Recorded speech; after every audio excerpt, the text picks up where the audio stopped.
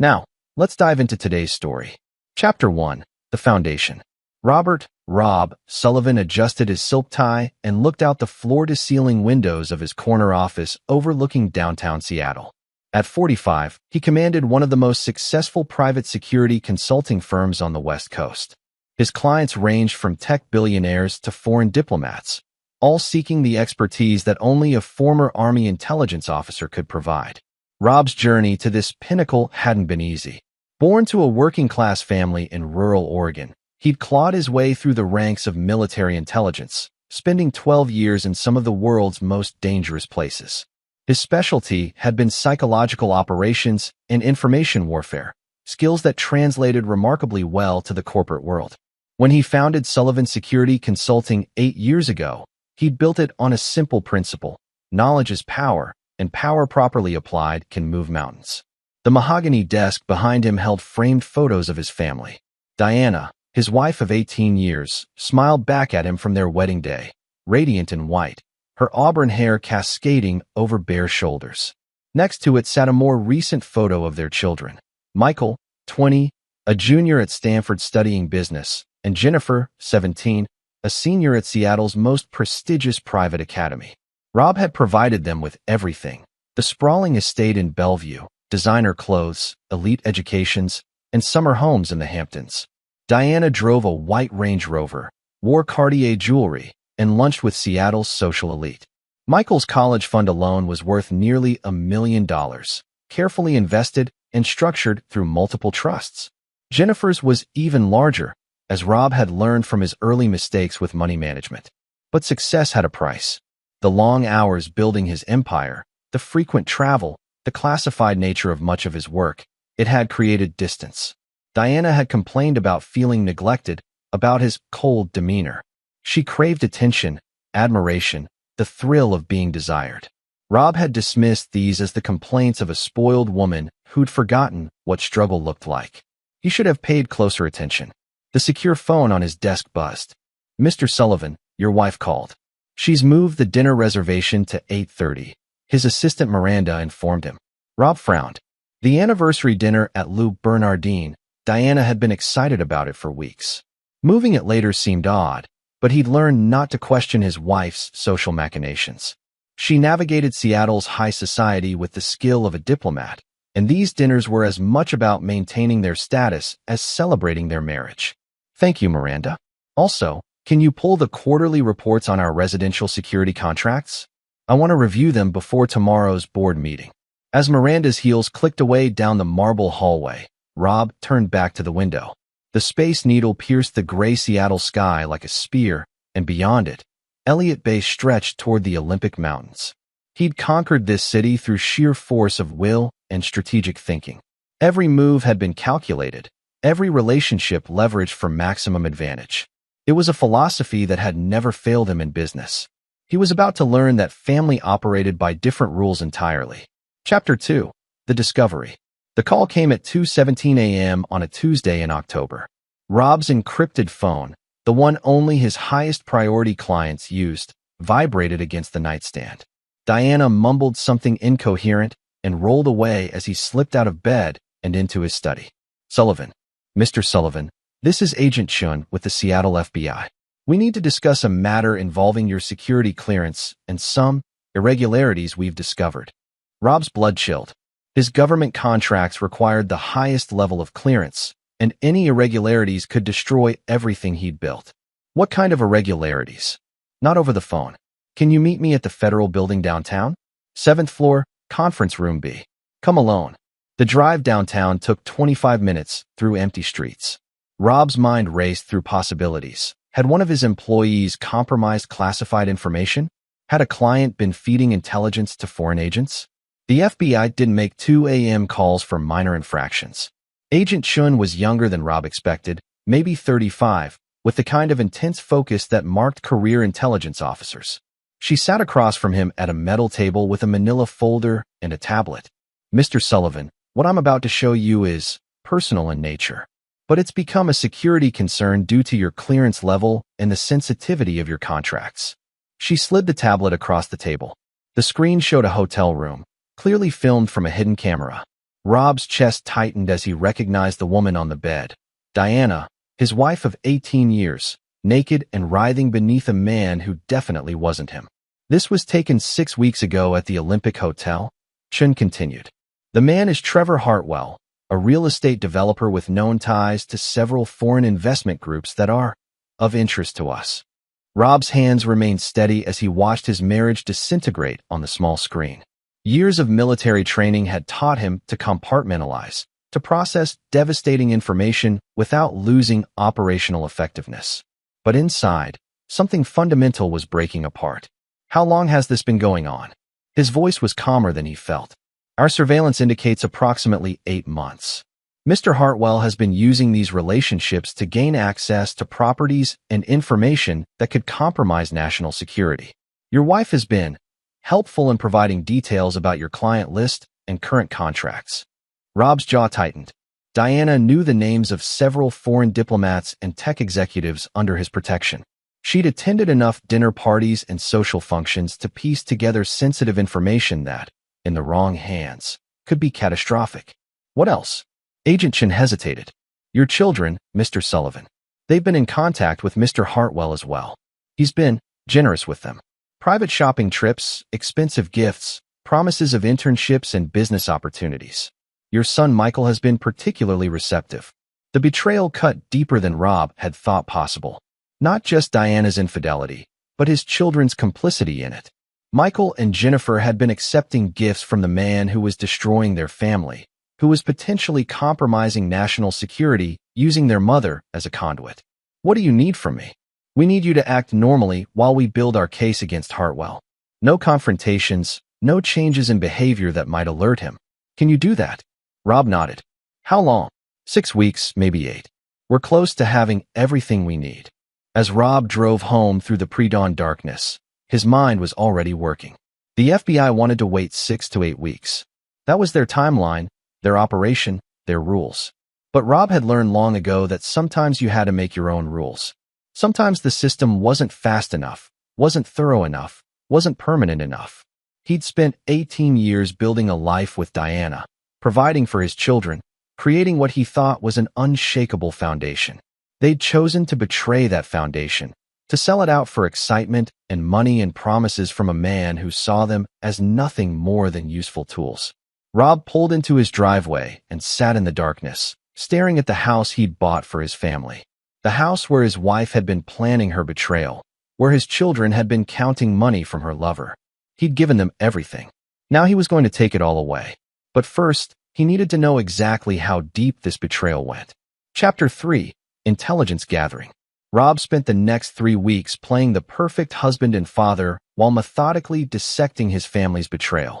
His military intelligence background served him well.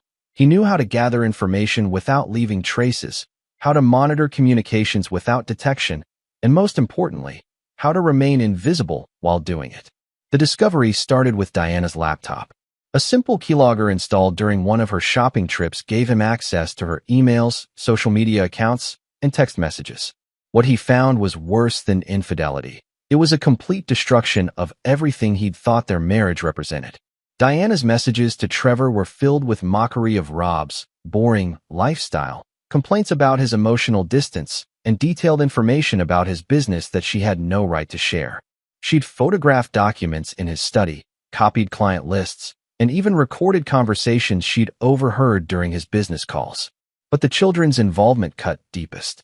Michael's text thread with Trevor revealed a months-long grooming process. Trevor had started with small gifts, expensive sneakers, concert tickets, a loan for a spring break trip that was never meant to be repaid. Gradually, he positioned himself as a mentor figure, someone who understood Michael's ambitions better than his workaholic father. Jennifer's involvement was more subtle, but equally damning.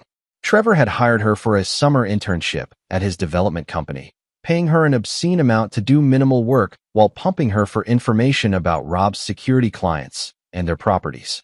The most devastating discovery came from Diana's deleted emails.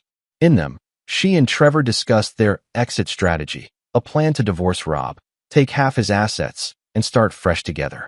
They'd been consulting lawyers, identifying assets, and even discussing ways to implicate Rob in some kind of professional misconduct that would strip him of his security clearances. Rob sat in his study at 3 a.m., surrounded by printed emails and photographs, feeling like an archaeologist excavating the remains of his former life. Every document revealed another layer of betrayal, another careful calculation designed to destroy him. His secure phone buzzed. Agent Chin's name appeared on the encrypted display. "We need to accelerate our timeline," she said without preamble. "Hartwell's gotten suspicious. We think he knows about our surveillance. What's the status of your case?" "Strong enough to proceed, but we could use more evidence. Any chance you can get us additional documentation of your wife's information sharing?" Rob looked at the pile of printed evidence surrounding him. He had enough documentation to bury Diana and Trevor in federal court, but something held him back from sharing it with Agent Chen. Maybe it was his military training telling him to keep his own intelligence assets secure. Maybe it was the knowledge that the federal justice system would be too slow, too merciful, too constrained by laws and procedures. Or maybe it was the cold certainty that had been growing in his chest for 3 weeks. This betrayal required a more personal form of justice. "I'll see what I can do," he told Chen. After ending the call, Rob opened his laptop and began typing. Not a report for the FBI, but something far more comprehensive, a complete dossier on every person who had betrayed him. Diana's psychological profile, her weaknesses, her deepest fears. Trevor's financial structure, his business relationships, his vulnerabilities. Michael's social media presence, his college dependencies, his future plans. Jennifer's ambitions, her insecurities, her trust funds. Knowledge was power. And Rob had spent 3 weeks accumulating the kind of detailed intelligence that most people never bothered to gather about their enemies, let alone their families. The plan that emerged over the following nights was elegant in its simplicity and brutal in its thoroughness. Rob would dismantle their lives piece by piece, using their own weaknesses and dependencies against them. The FBI could have Trevor's foreign intelligence activities. Rob would handle the personal betrayals. The first phase would begin with the college fund, Michael's greatest dependency and his pathway to the future Trevor had promised him. The fund had been structured as an irrevocable trust, but Rob had learned long ago that irrevocable was a flexible concept when you knew the right legal mechanisms and had the right connections. Phase 2 would target Diana's social standing and financial security. Her real estate license, her country club memberships, her carefully cultivated reputation among Seattle's elite, all of it built on the foundation of being Mrs. Robert Sullivan. That foundation was about to crumble. Phase 3 would be Trevor himself. Not just his business, but his marriage, his reputation, his future. Rob had discovered that Trevor's wife, Catherine, was completely unaware of the affair, and she happened to be the daughter of one of Seattle's most powerful federal judges. The kind of man who didn't appreciate his family being humiliated by cheap real estate developers. Rob closed his laptop and walked to the window. Dawn was breaking over Elliott Bay, painting the sky in shades of gray and gold. Somewhere in the city, Diana was probably planning her next move against him. Trevor was probably counting the money he thought he'd steal. Michael and Jennifer were probably dreaming of their bright futures funded by their father's destruction.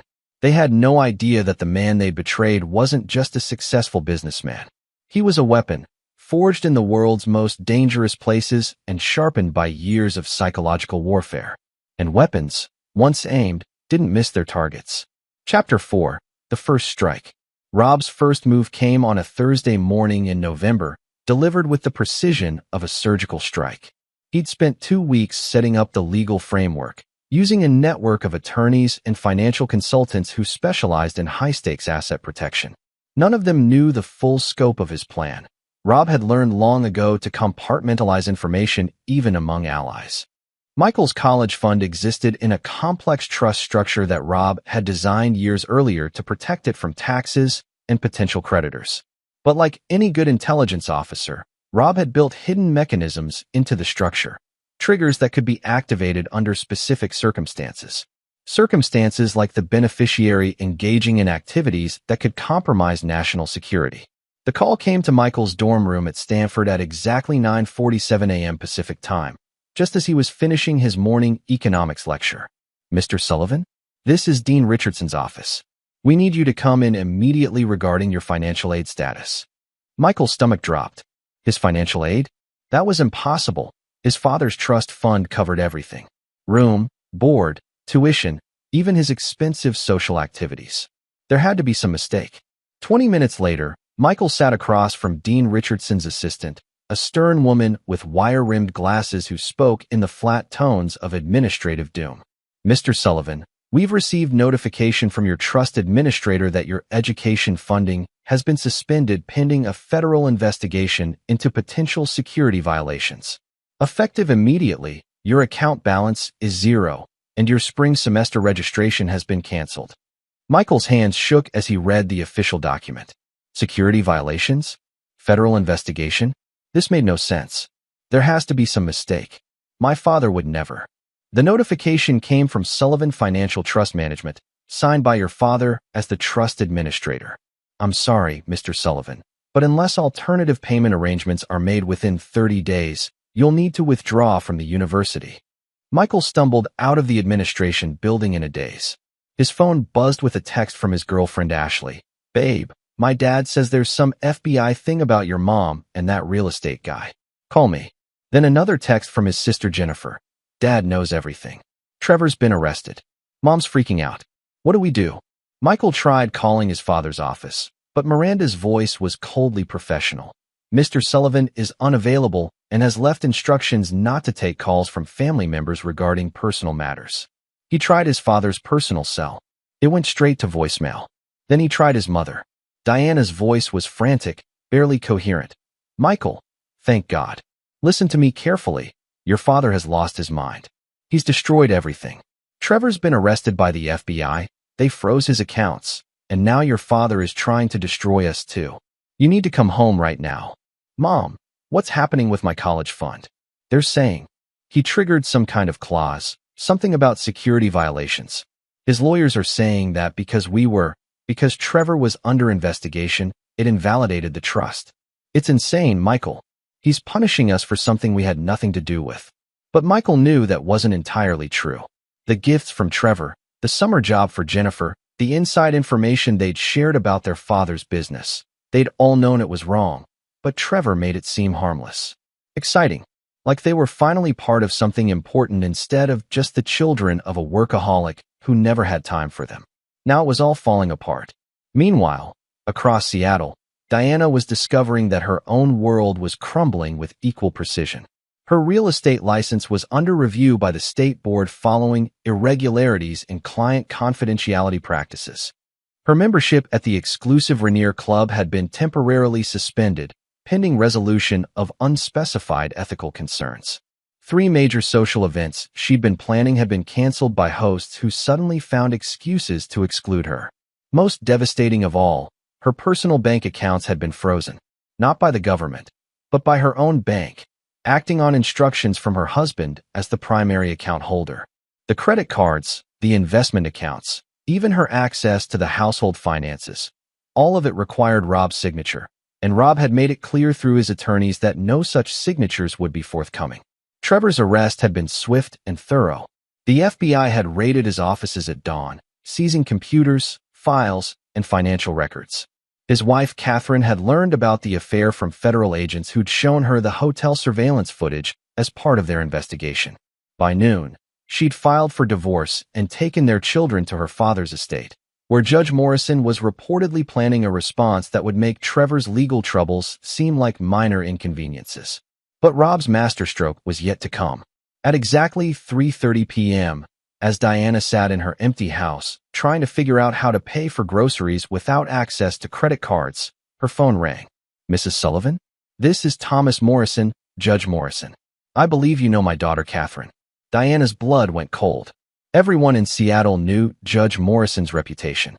Federal appellate court, former prosecutor, the kind of man who'd built his career destroying people who thought they were untouchable. Judge Morrison, I can explain.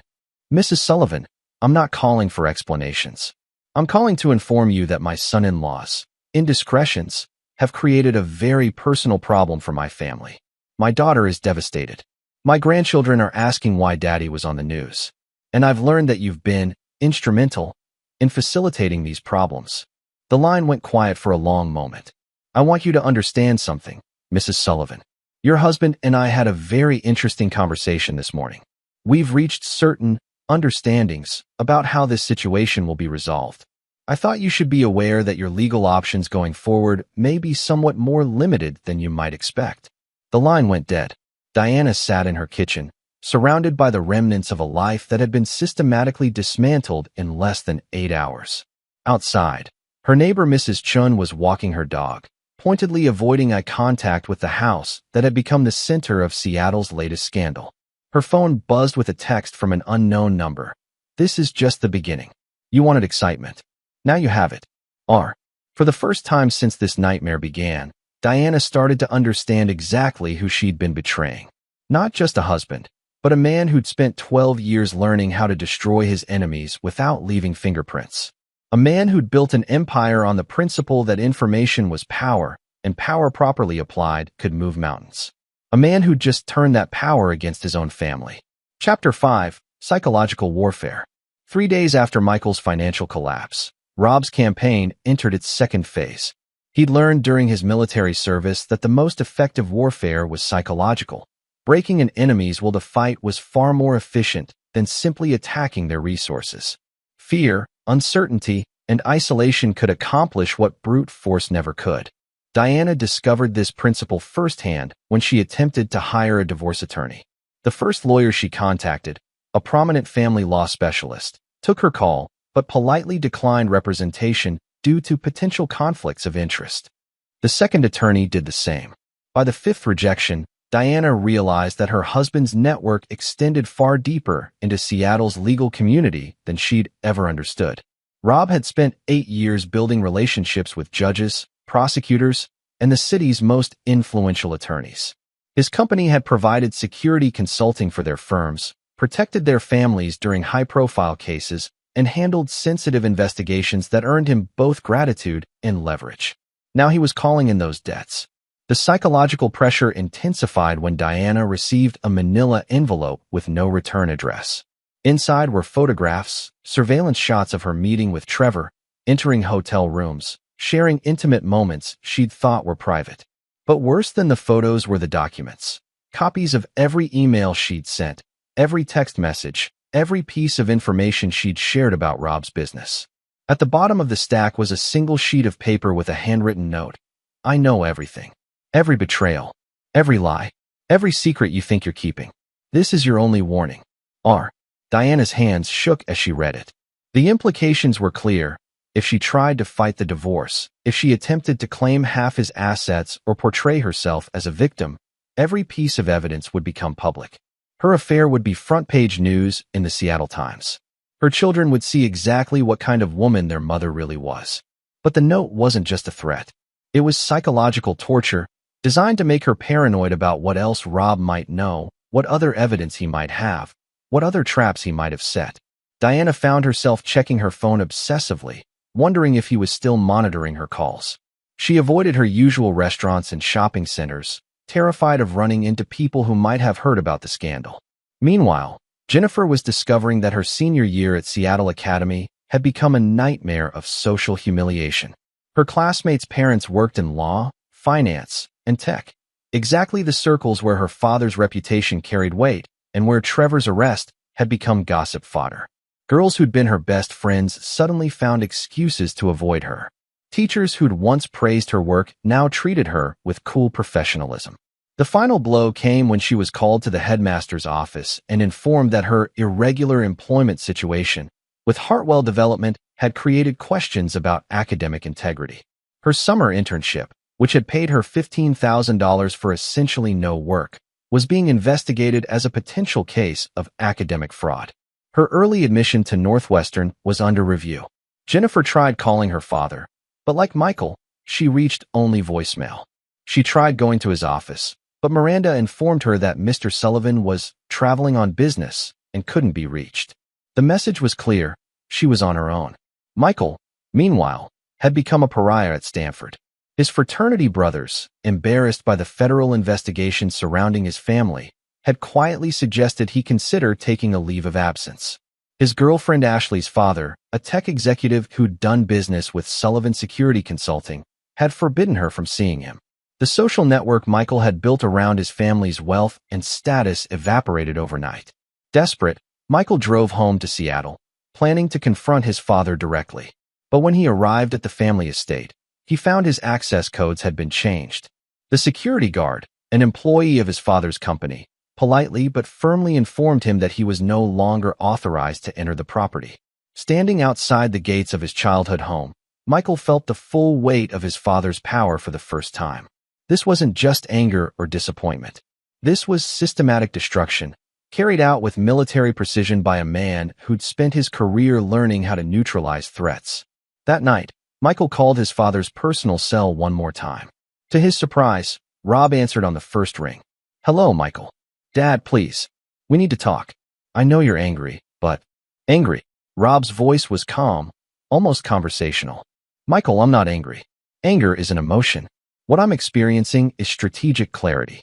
"What does that mean?" "It means I've identified a problem and I'm solving it. You, your sister, and your mother decided that your loyalty could be purchased. You decided that 18 years of sacrifice on my part was worth less than a few gifts from a man who was using you to destroy me. Those are choices with consequences.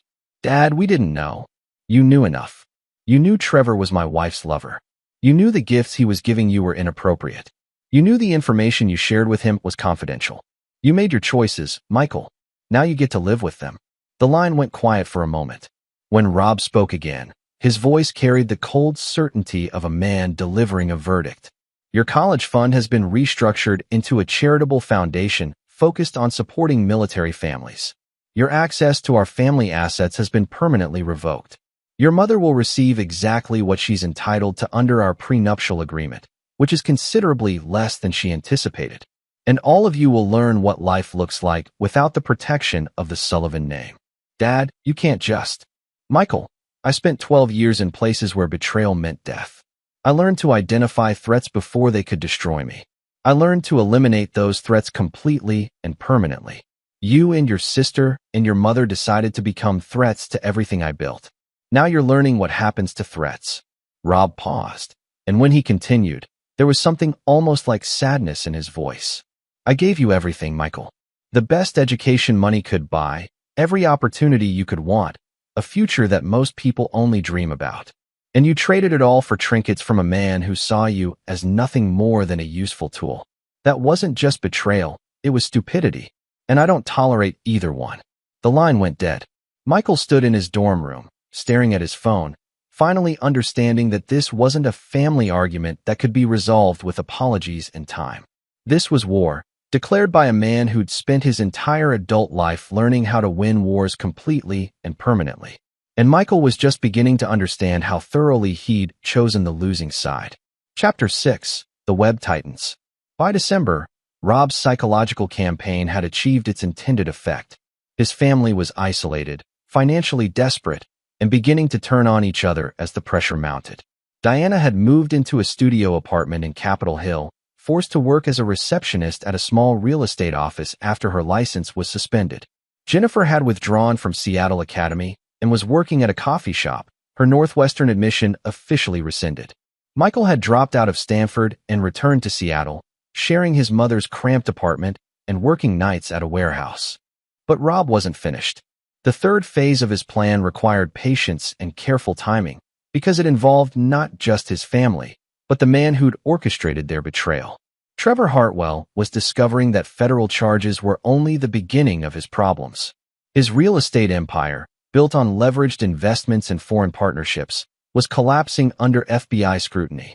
His wife, Catherine, had not only filed for divorce, but had retained the most vicious family law attorney in the Pacific Northwest, a woman known for leaving her opponents financially and emotionally destroyed. More devastatingly, Judge Morrison had begun using his considerable influence to ensure that Trevor's legal troubles extended far beyond the original federal charges. Banking relationships that had taken years to build were suddenly terminated. City permits for ongoing construction projects were mysteriously delayed by bureaucratic complications. Investors who'd trusted Trevor with millions were filing civil suits that would tie up his assets for years. But Rob's masterstroke was more personal.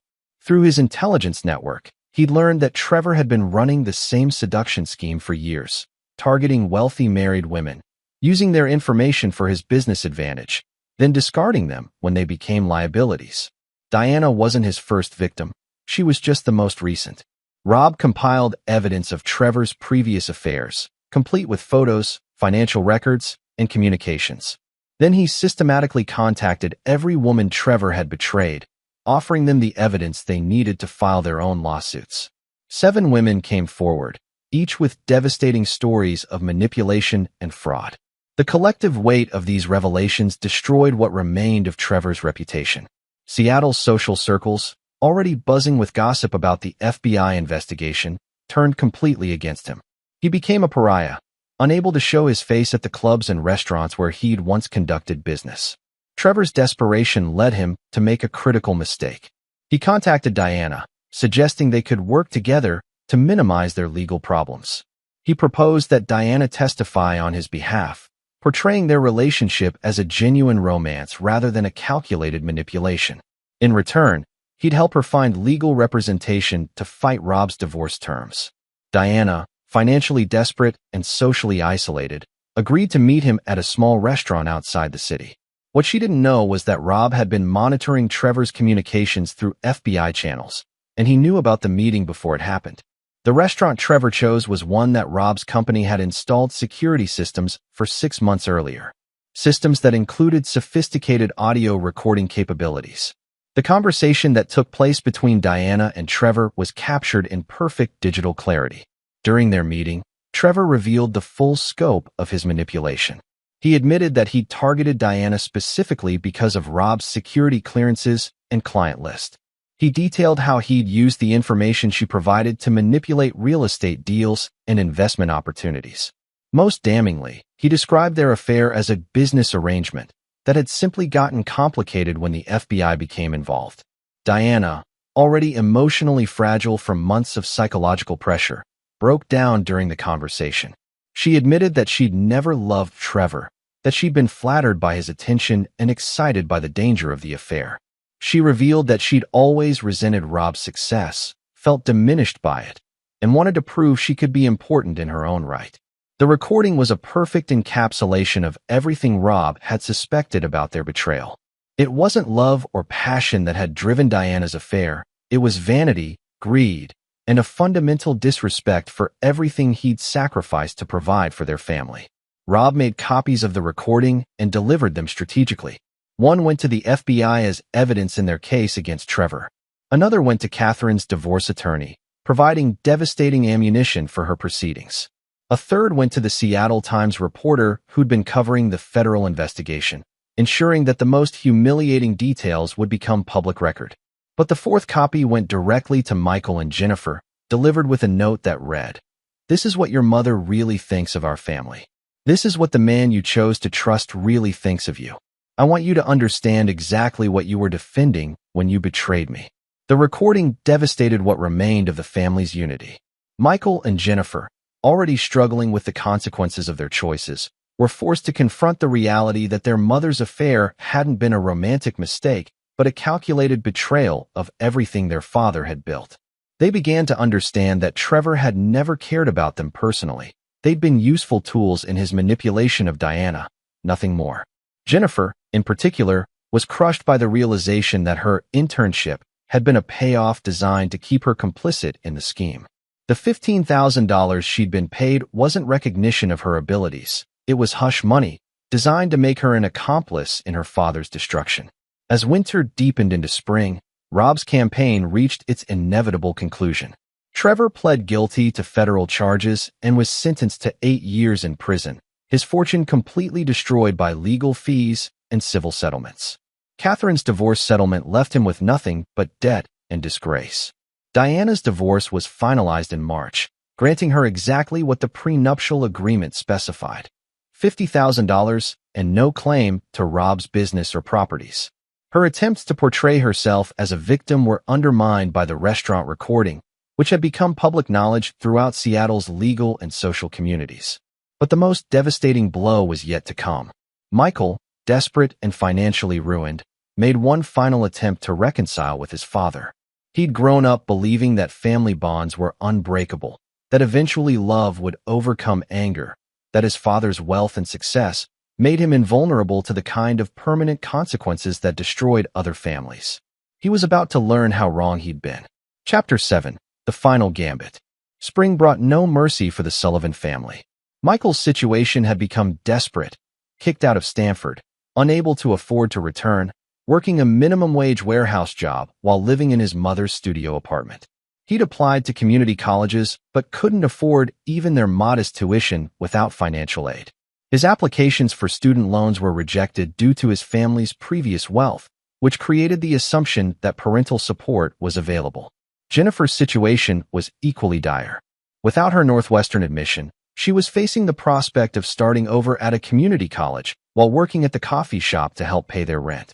The prestigious life she'd grown up expecting, elite education, social connections, financial security, had evaporated completely.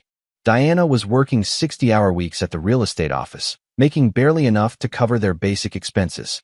The woman who'd once lunched at the Rainier Club and spent thousands on designer clothes was now clipping coupons and shopping at discount stores. In desperation, Michael decided to make one final attempt to reach his father. Not through intermediaries or formal channels, but directly, a personal confrontation that would force Rob to acknowledge the devastation he'd caused. Michael spent weeks planning his approach. He knew his father's routines, his office schedule, his security protocols. On a Thursday afternoon in April, he waited in the parking garage beneath Sullivan Security Consulting, knowing that Rob always stayed late on Thursdays to review weekly reports. When Rob emerged from the elevator at 8:30 p.m., Michael was waiting beside his car. "Hello, Dad." Rob showed no surprise at seeing his son. His expression remained neutral, professional, as if Michael were a stranger requesting directions. "Michael, we need to talk." "No, we don't." Rob clicked his key fob, and the car doors unlocked. "You made your choices. I made mine. There's nothing left to discuss." "Dad, please. Look what you've done to us. Mom's working as a receptionist. Jennifer's making coffee for minimum wage. I'm living in a studio apartment, working at a warehouse. You've destroyed your own family." Rob paused with his hand on the door handle. When he turned back to Michael, his eyes were cold as winter steel. "I didn't destroy my family, Michael. My family destroyed itself. I provided everything you could possibly want: education, opportunities, financial security, social connections. And you traded all of it for trinkets from a man who was using you to destroy me. We didn't know. You knew enough." Rob's voice cut through Michael's protests like a blade. "You knew Trevor was sleeping with your mother. You knew the gifts he was giving you were inappropriate. You knew you were keeping secrets from me. You made those choices because they felt good in the moment, because they made you feel important and special." Michael's face flushed with anger and desperation. "So what? You're going to punish us forever? We're your children, Dad. Your family. You were my family." Rob's voice was quiet but implacable. Family doesn't betray each other for money and excitement. Family doesn't sell out their father's life work for the approval of a stranger. Family doesn't choose their mother's lover over their father's sacrifice. We were kids. We made mistakes. You were adults. Michael, you're 20 years old. You understood exactly what you were doing when you took Trevor's money and shared our family's private information with him. You understood what you were doing when you lied to me about your relationship with him.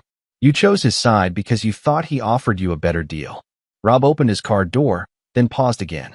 "You want to know what the real tragedy is, Michael? It's not that you betrayed me. It's that you betrayed yourselves. You had everything, every advantage, every opportunity, every door opened for you. And you threw it all away for the promise of easy money and excitement from a man who saw you as useful idiots." Michael's desperation boiled over into rage. "You're a monster. You destroyed your own family because your pride got hurt." "My pride?" Rob's laugh was bitter and cold. "Michael, this has nothing to do with pride. This is about consequences. You made choices that could have destroyed my business, my reputation, my freedom. Your mother shared classified information with a foreign agent. You and Jennifer took money that was essentially bribes. Any one of those things could have cost me my security clearances, my government contracts, everything I've spent 20 years building. But we're sorry. Sorry doesn't fix security breaches, Michael. Sorry doesn't restore classified information once it's been compromised. Sorry doesn't undo the damage you caused to national security investigations. Sorry is what children say when they break something valuable. Adults understand that some choices can't be undone. Michael was crying now, the facade of adult sophistication crumbling away to reveal the frightened young man underneath. Dad, please. I'll do anything. I'll make it up to you. Just give me a chance. For a moment, Rob's expression softened almost imperceptibly, but then it hardened again, and when he spoke, his voice carried the finality of a death sentence. Michael, there is no making this up. There is no going back. You chose Trevor Hartwell over your father. You chose easy money over family loyalty. You chose excitement over responsibility. Those weren't mistakes, they were character decisions. And character doesn't change just because consequences arrive. Rob got into his car, then rolled down the window. You want to know what I learned in the military, Michael? I learned that some betrayals are unforgivable not because of the damage they cause, but because of what they reveal about the person who commits them. You, your sister, and your mother showed me exactly who you really are when the stakes got high and the choices got difficult. You showed me that your loyalty could be purchased, that your principles could be compromised, that your family meant less to you than money and excitement from a stranger. The engine started, but Rob didn't drive away immediately. I spent 18 years believing I was raising children who would grow up to be honorable adults. I spent 18 years sacrificing my time, my energy, my resources to give you every advantage I never had. And when the first real test of your character arrived, you failed completely. That's not a mistake, Michael. That's a revelation. Dad, the college fund you're so concerned about? It's been donated to a foundation that supports children of military families. Children whose fathers died serving their country. Children who understand the value of sacrifice and loyalty. Your inheritance has been restructured to benefit people who actually deserve it. And your access to the Sullivan name and everything it represents has been permanently revoked. Michael stepped toward the car, but Rob's voice stopped him cold. Don't follow me, Michael. Don't come to my office again. Don't contact me through intermediaries. You made your choice when you chose Trevor Hartwell's money over your father's trust. Now live with that choice. The car pulled away, leaving Michael alone in the underground garage, finally understanding that some bridges, once burned, could never be rebuilt. His father wasn't just angry or disappointed. He was finished with them. Permanently. Completely. Finally. Outside in the Seattle rain, Michael stood on the sidewalk and made a call he'd been dreading for weeks. Mom? It's over. He's never going to forgive us. We're on our own. Diana's voice on the other end was hollow with defeat. I know, baby. I know. For the first time since this nightmare began, both mother and son understood that they hadn't just lost their comfortable lifestyle. They'd lost their father and patriarch forever. The man who'd built everything they'd taken for granted had written them out of his life with the same methodical precision he'd once used to write them into it. And unlike his business empire, this decision was truly irrevocable. Chapter 8. Consequences and Revelations. 2 months later, the full scope of Rob's victory became clear to anyone who'd been following the scandal. Trevor Hartwell had been transferred to a federal prison in Ohio, where he would serve at least 6 years before being eligible for parole. His wife, Catherine, had remarried, a federal prosecutor from her father's circle, and moved to Washington, D.C. with their children, who would grow up never knowing their biological father's name. Diana's real estate career had ended permanently when her license was revoked following a state investigation into her information-sharing practices. She'd taken a job as a bookkeeper for a small accounting firm, earning 1/10 of what she'd once spent on a single shopping trip. The studio apartment she shared with her children was a far cry from the Bellevue estate, but it was all they could afford. Jennifer had enrolled in community college, majoring in business administration and working nights at a restaurant to pay for her classes. Her dreams of Northwestern and a prestigious corporate career had been replaced by the harsh reality of working her way up from nothing. The designer clothes and luxury cars of her teenage years were distant memories. Michael had found work as a security guard at a downtown office building, a job he'd obtained by lying about his education and work history. He'd changed his last name to his mother's maiden name, hoping to escape the notoriety that followed the Sullivan scandal. But in a city as connected as Seattle, the truth had a way of catching up. Rob, meanwhile, had emerged from the scandal stronger than ever. The FBI had commended his cooperation in the Hartwell investigation, and his government contracts had been renewed with expanded scope. Sullivan Security Consulting had opened offices in Portland and San Francisco, capitalizing on the reputation for ruthless effectiveness that the family scandal had somehow enhanced rather than damaged. But the most significant development came on a warm afternoon in June, when Rob sat in his office reviewing expansion plans for his company's international division. Miranda's voice came through the intercom. "Mr. Sullivan, there's a woman here to see you. She says she's Catherine Morrison Hartwell. She doesn't have an appointment, but she says it's important." Rob hadn't spoken to Trevor's ex-wife since the investigation concluded. He'd heard about her remarriage through Seattle's social network, but they'd had no direct contact since the early days of the scandal. Catherine entered his office with the same composed dignity she'd shown throughout the divorce proceedings. At 38, she was still strikingly beautiful, but there was a steel in her eyes that hadn't been there before, the kind of strength that came from surviving public humiliation and emerging victorious. "Mrs. Morrison Hartwell, what can I do for you?" "It's Mrs. Morrison now, actually. I remarried." She sat across from his desk with perfect posture, every inch the federal judge's daughter. "I wanted to thank you." Rob raised an eyebrow. "Thank me? For destroying Trevor so completely. For making sure he could never hurt another family the way he hurt ours." Catherine's voice was calm, but there was satisfaction in it. "My father and I have been following his prison experience through channels. He's not adapting well to federal incarceration. I imagine it's quite an adjustment. Robert, may I call you Robert? I know what you did to your family. The financial destruction, the social isolation, the complete cutoff from your support. Most people think you went too far." Rob's expression didn't change. "Do you?" Catherine smiled, a cold, satisfied expression that reminded Rob uncomfortably of his own tactical thinking. "I think you showed remarkable restraint.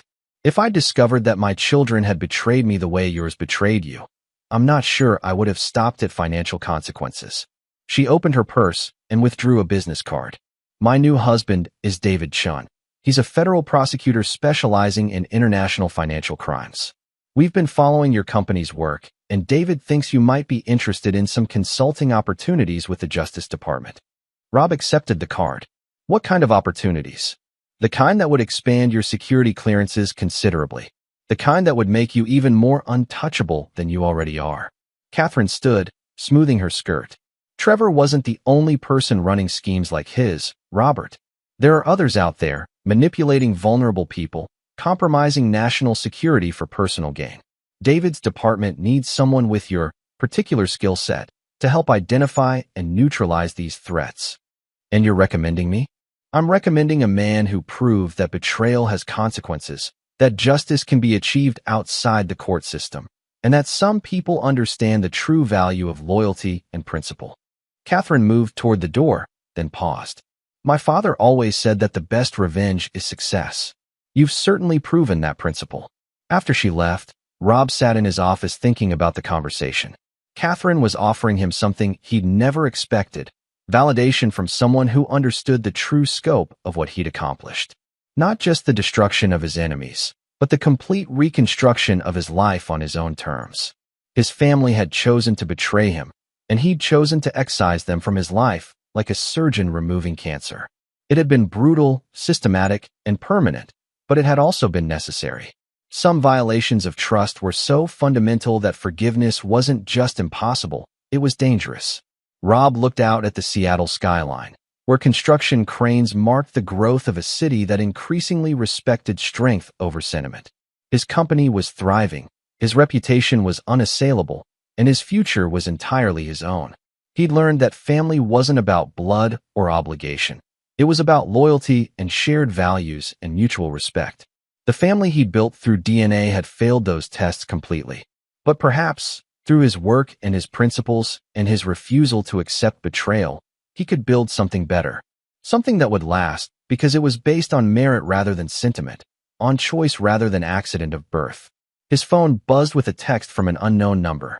For a moment, he wondered if one of his former family members had found a way to contact him despite his security measures. But the message was from Catherine. "David would like to meet with you next week about the consulting position. Are you interested in building something that can't be betrayed?" Rob typed back a single word. "Yes." Outside his window, The sun was setting over Elliott Bay, painting the sky in shades of gold and crimson. Somewhere in the city, his former wife and children were living with the consequences of their choices. They would never again enjoy the protection of his name, the security of his wealth, or the opportunities his connections could provide. But that was their choice, not his tragedy. They'd gambled everything on the promise of easy money and excitement from a stranger, and they'd lost. Completely. Permanently. Finally, Rob had learned long ago that the world was divided into two types of people: those who understood that actions have consequences, and those who learned that lesson too late to save themselves. His family had chosen which type they wanted to be. Now they were living with that choice. Chapter 9. The Price of Betrayal. 1 year later, Michael Sullivan, now Michael Hayes, having legally changed his name to his mother's maiden name, stood outside his father's office building, wrestling with a decision that would define the rest of his life. In his jacket pocket was a letter he'd written and rewritten dozens of times, each version a different attempt to find words that might bridge the impossible gulf between them. The past year had been a masterclass in humility. Working security for a downtown office building, Michael had watched Seattle's elite come and go, knowing that he'd once been part of their world and understanding that he never would be again. His mother worked 12-hour days at the accounting firm, her hands rough from work she'd never imagined doing. Jennifer had transferred to University of Washington as a part-time student, taking 6 years to complete a degree that should have taken 4. They'd survived, but survival was a far cry from the life they'd once lived.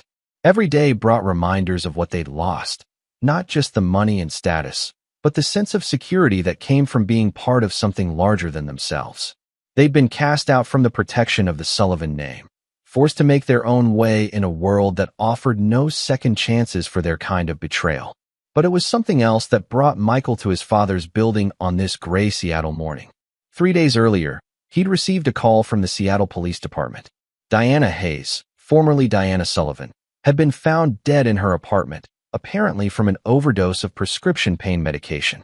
The investigation was ongoing, but initial reports suggested suicide. The note she'd left was brief. "I destroyed everything good in my life for excitement that lasted 8 months. I can't live with what I've become. Tell Michael and Jennifer that I'm sorry for all of it. Tell Robert that he was right about everything." Michael and Jennifer had buried their mother in a small ceremony attended by fewer than 20 people. Rob hadn't come. He hadn't sent flowers. He hadn't acknowledged her death in any way. To him, Diana Sullivan had died the day he discovered her betrayal. The woman who'd overdosed in a Capitol Hill studio apartment was a stranger who'd once worn his wife's face. Now Michael stood outside his father's building, knowing that this would likely be his last chance to reach the man who'd given him everything and taken it all away. The letter in his pocket wasn't an attempt at reconciliation. That ship had sailed long ago. It was something else, an acknowledgement, an acceptance, a final goodbye. The security guard at the front desk recognized him despite the name change and the year of hard living that had aged him beyond his 21 years. "I'm sorry, Mr. Hayes, but you're not authorized to go upstairs." "I know. Could you give this to him?" Michael handed over the sealed envelope. "Tell him it's from Michael. He'll know what it means." The elevator ride to the 42nd floor gave Michael time to think about the words he'd finally settled on. Not apologies, those were meaningless now. Not pleas for forgiveness. He understood that ship had sailed. Just acknowledgement of what had happened and why. Rob was in a meeting with federal prosecutors when Miranda delivered the envelope. He recognized his son's handwriting immediately, though the careful script had been replaced by the hurried scrawl of someone who'd learned to write quickly between shifts at menial jobs. "Excuse me for a moment," Rob told the prosecutors, stepping into his private office to read the letter. "Dad, Mom is dead. I thought you should know, even though I understand why you won't care. She killed herself 3 days ago. The note she left said you were right about everything. I'm not writing to ask for forgiveness or money or a second chance. I understand that those things don't exist for people like us. I'm writing because I finally understand what you tried to teach us about consequences and character and the difference between family and blood relatives. You were right. We weren't your family. Family doesn't betray each other for money and excitement. Family doesn't choose strangers over the people who sacrificed everything for them. Family doesn't sell out their father's life work for the approval of a man who saw them as useful tools. We were your children by accident of birth, but we never earned the right to be your family. When the test came, we failed completely. We showed you exactly who we really were, and it wasn't good enough to deserve your name or your trust or your protection. I know you're successful now. I heard about the government contracts and the new offices and the international expansion. I'm glad. You deserved better than what we gave you. You deserved children who understood the value of what you provided, who honored your sacrifice, who chose loyalty over excitement when the moment came. I work security now. Minimum wage, overnight shifts, watching empty buildings. It's honest work, which is more than I can say for anything I did when I carried your name. Jennifer is in school, paying her own way, earning what she gets instead of having it handed to her. We're learning what you tried to teach us about the value of things that are earned rather than given. I don't expect an answer to this letter. I don't expect anything from you ever again. I just wanted you to know that we finally understand what we threw away. We finally understand what you really offered us and what we chose instead. You were a good father to children who didn't deserve you.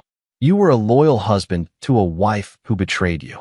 You were a provider and protector to people who sold you out for trinkets from a stranger. The Sullivan name meant something because you made it mean something.